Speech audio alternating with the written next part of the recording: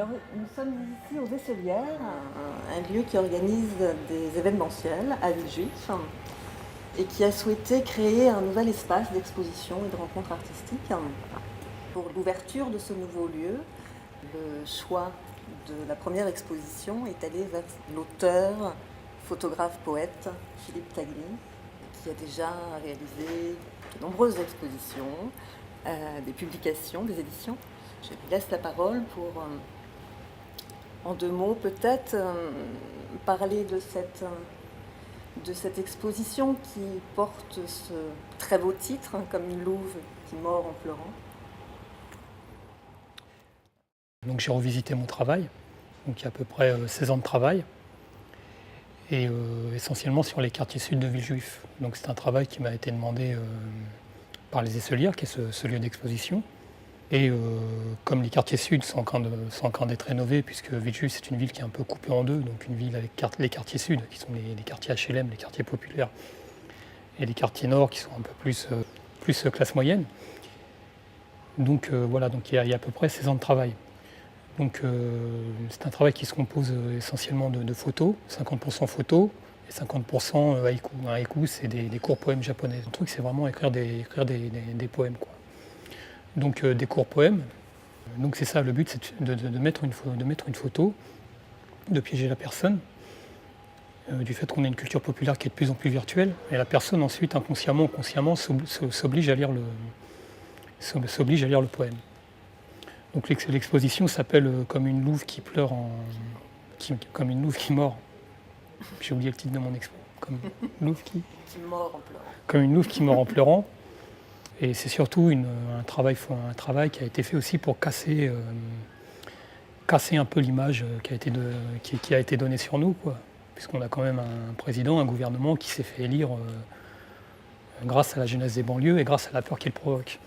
Donc il y a une partie qui est de mon travail qui montre un peu l'âme villageoise des quartiers, et une partie qui est aussi un travail de nuit, puisqu'on dit soi-disant qu'on ne peut pas se promener la nuit dans les banlieues. Donc moi j'étais me promener la nuit dans les banlieues avec mon appareil et prendre cette jeunesse dite surnommée racaille.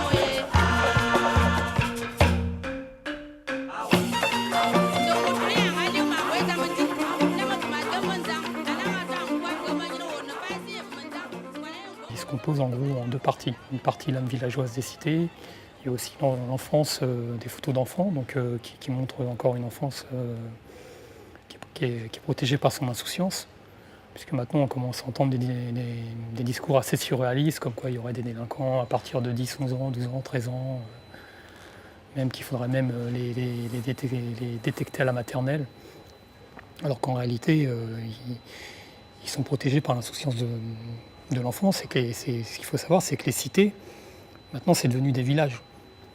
Même s'il y a un individualisme qui rentre dans les cités, mais ça reste avant tout des villages. Tout le monde se connaît. Alors, comment ça se met en place, la photo et le poème? C'est plutôt des choix inconscients, quoi.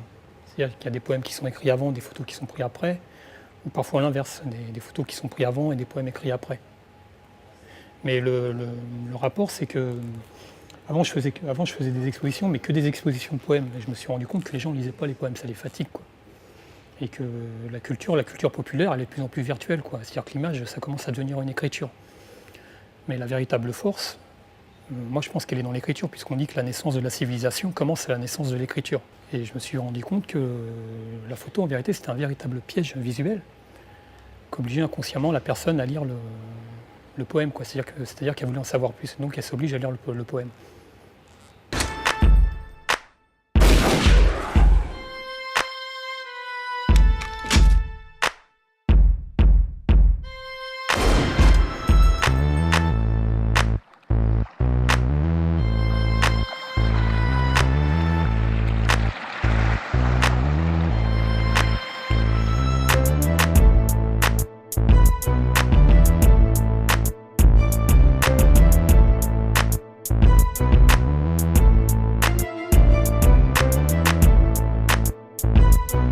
Disons que le haïku, pour moi, c'est le principe du katana. Alors, le katana, c'est un sabre samouraï. Et donc, par exemple, si vous voyez un vrai samouraï sortir son sabre, c'est plus impressionnant que quelqu'un qui va sortir un gros 357 Magnum ou un 1143, quoi. Donc le principe du haïku, c'est comme un coup de poing, quoi. C'est comme un poème coup de poing, quoi. Il y a un poème de combat qui sera considéré comme certains, comme des poèmes révolutionnaires, des poèmes comme des coups de bambou. Après, chacun interprète à sa façon, quoi. Mais le but du haïku, du court poème, c'est pas de frapper la conscience, c'est de frapper l'inconscient, c'est de griffer l'inconscient, quoi. Et à force d'écrire des haïkus, donc finalement, ça travaille son art d'écrire, quoi. Et on écrit vraiment plus ou moins avec son inconscient, quoi. Et on apprend carrément, on devient un loup à trois pattes, une sorte de loup à trois pattes, quoi. Et on apprend à griffer avec ses griffes, on apprend à griffer l'acier, quoi. Donc en gros, ma poésie, elle se compose en trois parties. Une partie sociale, parce que j'ai jamais supporté d'avoir grandi dans des cages à lapins. Une partie qui est plus dans le darwinisme. Et Darwin disait que le plus fort gagne, que le plus faible meurt. Et on se rend compte que finalement, même les plantes se battent pour avoir la plus belle place au soleil. Et une fois qu'on a étudié tous ces rapports de force, je pense qu'on a assez étoffé pour aller vers la métaphysique. C'est-à-dire que même en banlieue, on peut aller vers de la poésie métaphysique, dans le sens, y a-t-il un commencement au commencement, la fin est-elle sans fin, le présent a-t-il une fin, lamelle. Donc voilà.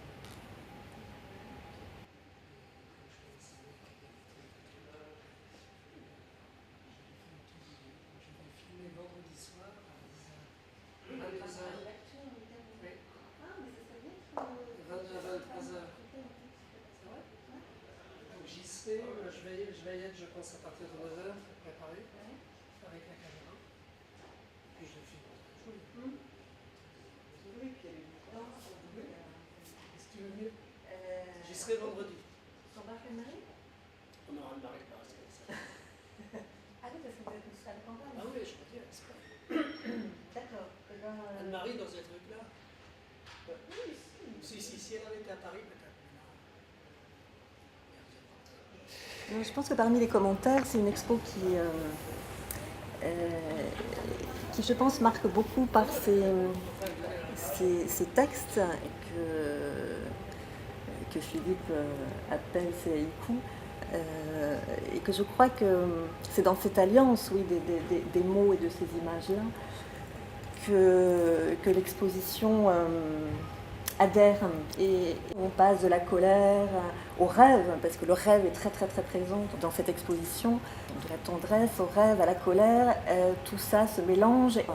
On démarre avec ce monde de l'enfance et avec ces très beaux haïkus qui viennent de ces mômes totalement inspirés du rêve, et c'est voilà, de ce rêve. Je pense, c'est ce rêve qui chemine tout le long de l'exposition en se glissant ici ou là dans des choses un peu plus violentes ou un peu plus dures. Et c'est vrai qu'en fait, il y a eu tout au début de l'ouverture de cette exposition cette phrase qui avait été extraite d'un ouvrage de Glissant, L'art poétique. C'était une semaine avant sa mort. Et cette phrase qui dit que le poète choisit et lit dans la masse du monde ce qu'il lui faut préserver, chanter, sauver, et qui s'accorde à son chant. Et il y a dans cette exposition quelque chose de ce chant-là qui, je pense, est très présent. Voilà.